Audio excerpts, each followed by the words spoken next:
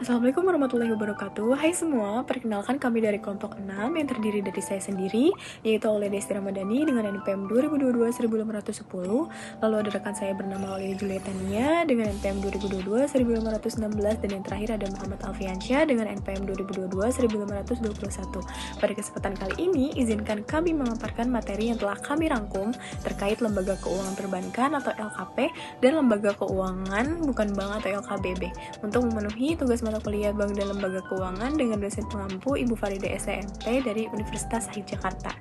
Tanpa berlama-lama lagi, mari kita masuk ke sesi pendahuluan. Lembaga Keuangan Perbankan atau LKP dan Lembaga Keuangan Bukan Bank atau LKBB adalah dua pilar utama dalam sektor jasa keuangan di Indonesia. Agar berjalan dengan baik, keduanya diawasi dan diatur oleh berbagai lembaga negara. Tujuan utamanya adalah menjaga stabilitas sistem keuangan, lalu menjaga perlindungan konsumen, lalu ada menjaga transparansi dan tata kelola, dan juga menjaga pencegahan kejahatan keuangan, serta menjaga pertumbuhan ekonomi yang sehat.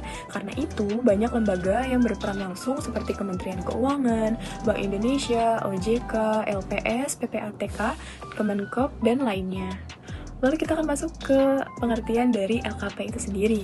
Jadi LKP atau Lembaga Keuangan Perbankan adalah lembaga yang menghimpun dana masyarakat dan menyalurkan kembali dana tersebut. Nah, contoh-contoh dari LKP itu yang pertama ada Bank Umum. Bank Umum adalah bank yang melayani penghimpunan dana dan penyaluran kredit untuk masyarakat luas termasuk layanan digital, investasi, dan transaksi internasional.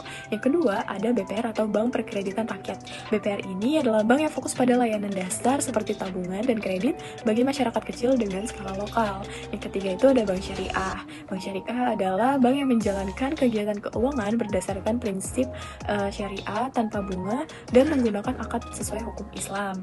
Dan yang terakhir ada BPD atau Bank Pembangunan Daerah.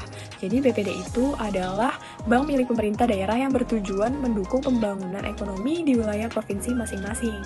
Selanjutnya kita akan masuk ke pengertian dari LKBB. LKBB sendiri atau Lembaga Keuangan Bukan Bank adalah lembaga yang memberi pembiayaan atau jasa keuangan tanpa menghimpun dana langsung seperti bank.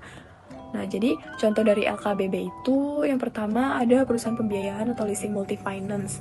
Jadi perusahaan pembiayaan itu adalah lembaga yang memberikan pembiayaan untuk pembelian barang seperti kendaraan atau alat usaha. Yang kedua itu ada asuransi. Seperti yang kita tahu, asuransi itu adalah lembaga yang memberikan perlindungan risiko dengan sistem pembayaran resmi.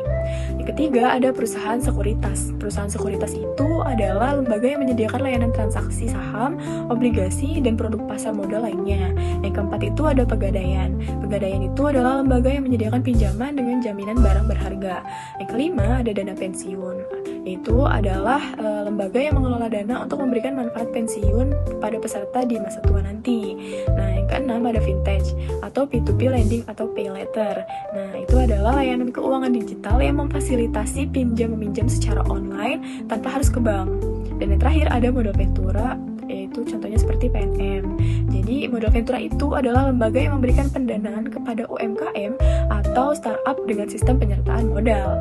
Selanjutnya ada keterkaitan lembaga-lembaga pengawas dengan LKP dan LKBB. Itu dari Kementerian Keuangan. Jadi, Kementerian Keuangan itu adalah lembaga yang mengatur kebijakan fiskal dan keuangan negara. Nah, walaupun pengawasan teknis bank sudah dialihkan ke OJK, namun Kementerian Keuangan tetap punya pengaruh besar. Nah, keterkaitan dengan LKP dan LKBB yaitu yang pertama, menentukan regulasi perpajakan bank dan LKBB. Yang kedua, mengelola APBN untuk mempengaruhi kebijakan kredit. Yang ketiga, mengatur perusahaan asuransi atau lembaga dana pensiun atau historis sebelum OJK. Dan yang terakhir ada pembina BUMN keuangan seperti PNM, Jamkrindo, Askrindo, atau melalui Kemenko BUMN. Selanjutnya ada Bank Indonesia. Bank Indonesia adalah bank sentral di Indonesia. Fokusnya bukan hanya untuk bank, tetapi seluruh sistem pembayaran. Keterkaitan dengan LKP dan LKBB, yang pertama itu untuk LKP atau bank, itu menentukan BI rate atau berpengaruh ke bunga kredit. Yang kedua itu menentukan aturan likuiditas bank, dan yang ketiga mengawasi sistem pembayaran bank. Yang kedua untuk LKBB-nya sendiri, BI itu mengawasi yang pertama vintage pembayaran atau e-wallet, KRIS, seperti itu, dan yang kedua ada sistem clearing dan transfer dana. BI sangat penting untuk menjaga stabilitas, terutama lewat kebijakan moneter. Untuk pemaparan selanjutnya akan dijelaskan oleh rekan saya Aulia Julietania. Untuk waktu dan tempat dipersilakan. Terima kasih. Baik, terima kasih Aulia atas penjelasannya. Di sini saya akan melanjutkan mengenai keterkaitan lembaga-lembaga pengawas dengan LKP dan LKBB. Yang ketiga ada Otoritas Jasa Keuangan atau OJK. Adalah lembaga yang paling dominan dalam pengaturan dan pengawasan sektor keuangan. Tugas OJK untuk LKP meliputi memberi izin pendirian bank, menilai kesehatan bank seperti CAR, NPL, LDR, likuiditas, mengawasi tata kelola, mengatur produk bank, dan melindungi nasabah.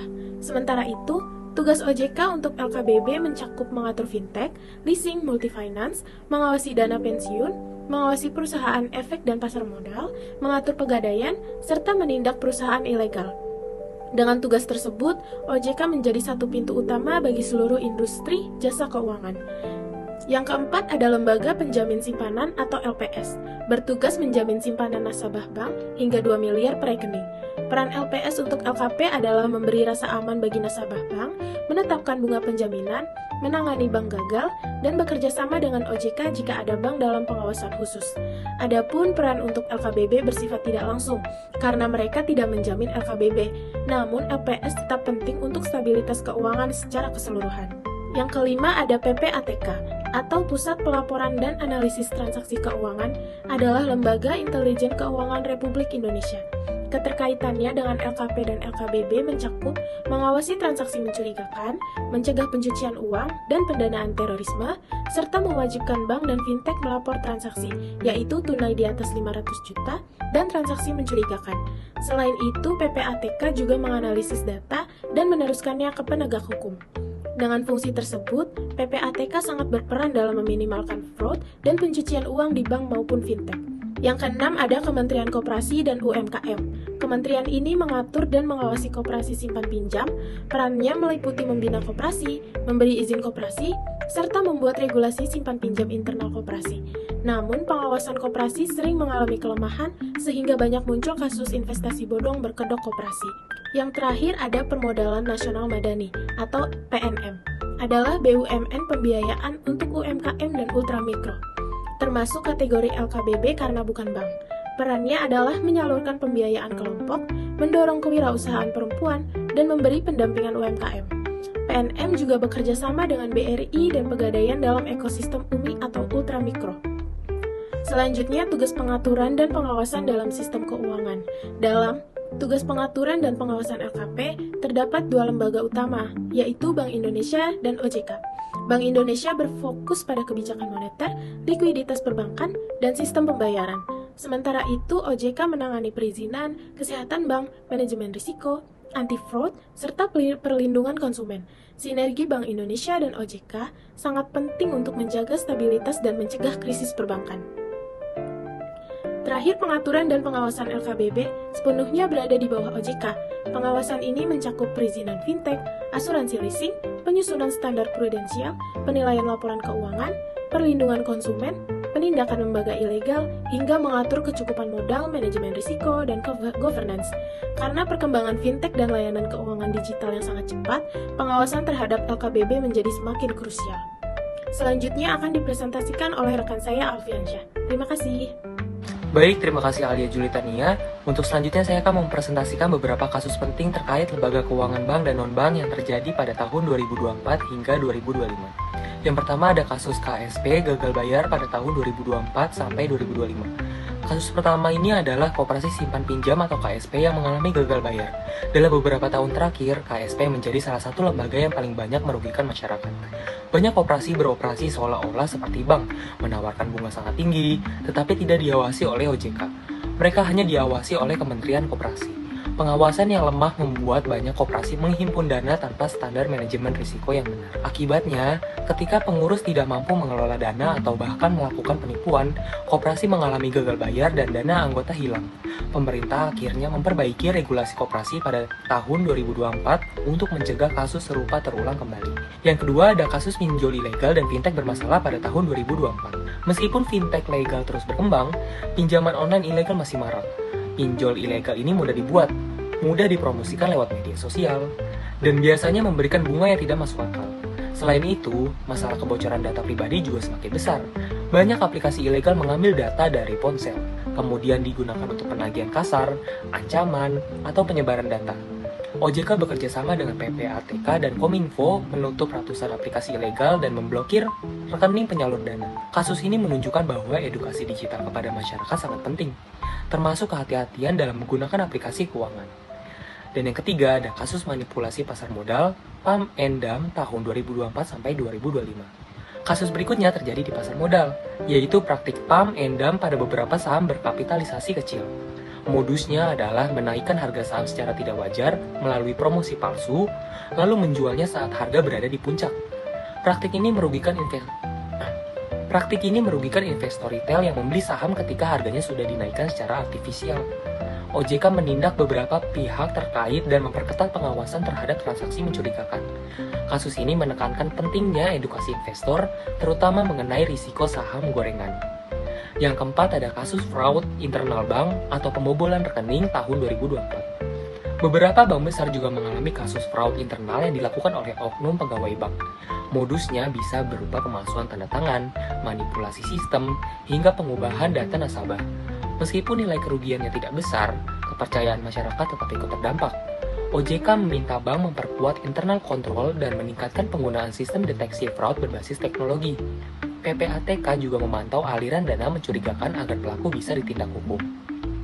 Lalu yang kelima ada kasus penipuan menggunakan kris tahun 2024 sampai 2025. Seiring semakin luasnya penggunaan kris, muncul modus baru yaitu kris palsu.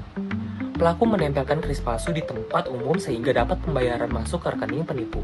Bank Indonesia merespons dengan kampanye keamanan kris dan meminta penyedia kris memperkuat verifikasi merchant.